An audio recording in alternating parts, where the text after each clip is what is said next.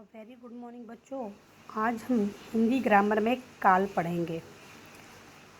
काल आप 5वीं से कक्षा से पढ़ते आ रहे हैं।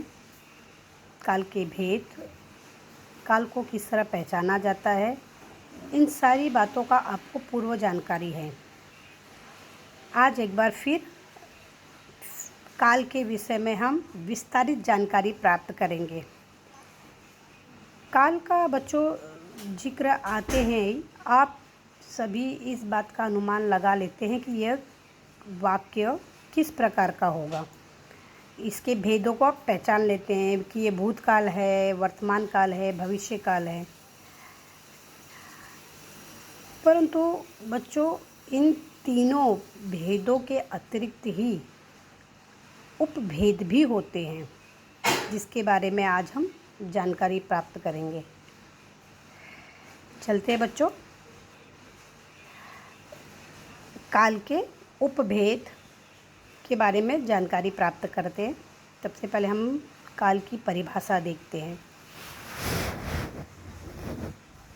काल का अर्थ क्या, पहले वो समझ लो। काल मतलब समय। क्रिया के उस रूप को काल कहते हैं जिससे उसके करने या होने के समय तथा पूर्णता या अपूर्णता का ज्ञान होता है। अर्थात कर्ता जो भी कार्य करता है उसके कार्य करने के समय का ज्ञान होता है हमें, या उसके पूरे होने का या अपूर्ण रह जाने का जिन शब्दों से हमें ज्ञान होता है उसे हम काल कहते हैं। अब काल 3 प्रकार का होता है: भूतकाल, वर्तमान काल और भविष्य काल। भूतकाल को हम पास्ट टेंस कहते हैं, वर्तमान काल को प्रेजेंट टेंस कहते हैं और भविष्य काल को हम फ्यूचर टेंस कहते हैं। तो इस प्रकार हम सबसे पहले हम भूतकाल के विषय में जानकारी प्राप्त करते हैं। तो चलते हैं भूतकाल की तरफ। बीते समय में घटित क्रिया से भूतकाल का बोध होता है। उदाहरण भी देखेंगे हम इसके साथ। वह लिखता था, मोहन ने पढ़ा होगा, मैंने देखा है, वह लिख रहा था। तो इस प्रकार इन 4 वाक्य देखिए। वह लिखता था, मोहन ने पढ़ा होगा, मैंने देखा है, वह लिख रहा था। अब इस प्रकार देख रहे हैं आप कि बीते समय में घटित क्रिया से जो क्रिया हुई है वो हमें जानकारी हो रही है। अब देखते हैं कि अगला वर्तमान काल। वर्तमान समय में होने वाली क्रिया से वर्तमान काल का बोध होता है। जैसे मैं खाता हूँ, गीता पढ़ रही है, सूर्य पूर्व में उदय होता है, सीता खेल रही होगी। इन चारों वाक्यों में भी बच्चों आप देख रहे हैं कि क्रिया के रूप में अंतर दिखाई दे रहा है। इसे भी वर्तमान काल के उपभेदों के बारे में जब पढ़ेंगे तो जानकारी प्राप्त करेंगे।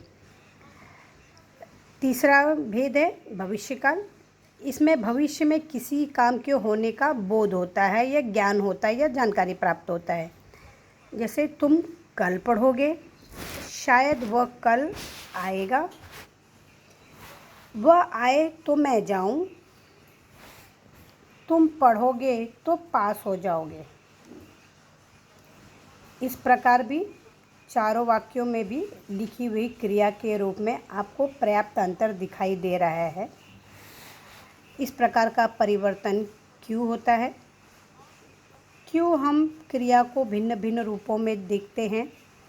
इस प्रकार के अंतर को जानने के लिए हमें सर्वप्रथम उपभेदों की जानकारी प्राप्त करनी होगी। अब उपभेदों की जानकारी प्राप्त करने के लिए हम सबसे पहले चलेंगे। भूतकाल के बच्चों 6 भेद होते हैं। पहला सामान्य भूत, क्रिया के जुत रूप से बीते हुए समय का निश्चित ज्ञान न हो उसे हम सामान्य भूतकाल कहते हैं। बच्चों, परिभाषा हमेशा याद रखना चाहिए, तभी हमारा जो संबंधित कॉन्सेप्ट है उससे हम क्लियर हो जाएगा। जैसे सोहन गया, राम ने खाना खाया, सीता आई, गीता ने पत्र लिखा। यहाँ पर 4 वाक्य दिए गए हैं। जब भी भूतकाल का वर्णन हम करते हैं तब हम क्या सोचते हैं? था, गया था, खाया था, आई थी, गई थी, था, थी हम इस्तेमाल करते हैं। लेकिन बच्चों, सामान्य भूतकाल में इस तरह के शब्दों का प्रयोग नहीं होगा, क्योंकि सामान्य भूतकाल में हमें क्रिया के बीते हुए समय का निश्चित ज्ञान नहीं हो रहा है। रोहन गया, कब गया, पहुंचा कि नहीं, मतलब ये वाक्य अपने में पूरा नहीं है। रोहन गया, क्रिया कब गया, यहाँ पर अधूरा है यह वाक्य। सीता आई, कब आई, समय पता चल रहा है आपको। राम ने खाना खाया, अरे भाई कब खाया। गीता ने पत्र लिखा, कब लिखा, समय नहीं ज्ञात है। तो सामान्य भूतकाल का परिभाषा भी वही है कि क्रिया के जिस रूप से बीते हुए समय का निश्चित ज्ञान न हो, वहाँ उसे सामान्य भूतकाल कहते हैं। तो इन चारों वाक्यों में हमें समय का ज्ञान नहीं हो रहा है, इसलिए सामान्य भूतकाल में था थी नहीं होता है। ये भूतकाल है, लेकिन भूतकाल के उपभेद में ये सामान्य भूतकाल है। अब दूसरा देखेंगे, पूर्ण भूतकाल। क्रिया के जिस रूप में बीते समय में कार्य की समाप्ति का पूर्ण बोध हो, उसे पूर्ण भूतकाल कहते हैं। जैसे यहाँ पे समय पता चलेगा आपको, मैं खाना खा चुका था, उसने राकेश को मारा था, मैंने उसे अपनी पुस्तक दी थी, वह विद्यालय गया था। चारों वाक्यों में आप देखोगे था, थी लगा हुआ है, तो ये पूर्ण है, क्योंकि कार्य यहाँ पर समाप्त हो चुका है। आपको पूर्ण, मैं खाना खा चुका था, वाक्य अपने आप में पूरा हो गया है कि मैं जो कार्य करने वाला था वो मेरा हो गया है। पूर्ण भूतकाल में समय की कार्य की समाप्ति की पूरी आपको वाक्य में जानकारी प्राप्त हो चुका है। अगर इसे सामान्य भूतकाल में लिखना हो तो कैसे करेंगे, तो अब इसको कैसे लिखेंगे? तो उसमें वाक्य पूरा नहीं होगा। वो मैं खाना खा चुका, था नहीं रहेगा, मैं खाना खा चुका, अरे कब खाए, ये वाक्य अधूरा रहेगा, तो वो सामान्य भूतकाल हो जाएगा। और पूर्ण भूतकाल की पहचान क्या है? जिसमें क्रिया के जिस रूप में बीते समय में कार्य की समाप्ति का पूरा बोध हो कि भाई कार्य पूर्ण हो चुका है, वहाँ पर सामान्य भूतकाल होता है। इतना सभी को समझ में आया? इन चारों वाक्यों में आपको था थी मैं, तो था थी वाक्य रहेगा, पूर्ण भूतकाल रहता है। तीसरा देखेंगे हम, अपूर्ण भूतकाल। क्रिया के जिस रूप से यह जाना जाए कि क्रिया भूतकाल में हो रही थी लेकिन उसकी समाप्ति का पता न चले, उसे अपूर्ण भूतकाल कहते हैं। भक्तों द्वारा पूजा की जा रही थी, विद्या अपने गांव जा रही थी, गौरी खीर खा रही थी, नम्रता पत्र लिख रही थी। इन चारों वाक्यों में देखिए बच्चों,